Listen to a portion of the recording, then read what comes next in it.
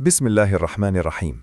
نتمنى تكونوا بخير وعلى خير وفي صحة جيدة إن شاء الله. في هذا الفيديو سنتحدث عن إقالة تشابي ألونسو مدرب فريق ريال مدريد. ولكن قبل نبدأ نتمنى ديروا إعجاب بالفيديو باش دائما يوصلكم الجديد إن شاء الله.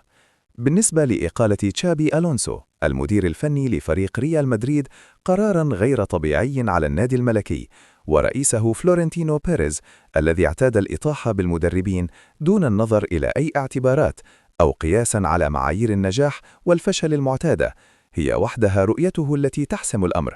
ولعل نتائج الأبيض الملكي مع المدرب الإسباني منذ بداية الموسم الجاري خير دليل على ذلك. وقرر بيريز وضع حد لمشوار ألونسو بعد 34 مباراة فقط خاضها المدرب الإسباني، آخرها الخسارة أمام برشلونة 3-2 في كأس السوبر الإسباني، وعين مكانه زميله السابق في ريال مدريد وليفربول ألفارو أربيلوا. قبل رحيله حقق تشابي ألونسو الفوز في 24 مباراة وتعادل في 4 وخسر 6 خلال مبارياته 34 كمدير فني.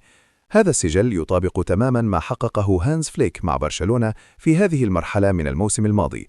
وبالنظر إلى مواجهات الستة في كأس العالم للأندية نجد أن الميرينجي تجرع مرارة الهزيمة الأولى في تلك البطولة أمام باريس سان جيرمان 4-0، بالإضافة لهزيمتين في الدوري 5-2 أمام أتلتيكو مدريد و0-2 أمام سيلتا فيغو، مع هزيمتين في دوري الأبطال 1-0 أمام ليفربول و1-2 أمام مانشستر سيتي، وأخيرا خسارة نهائي السوبر الأحد في جدة.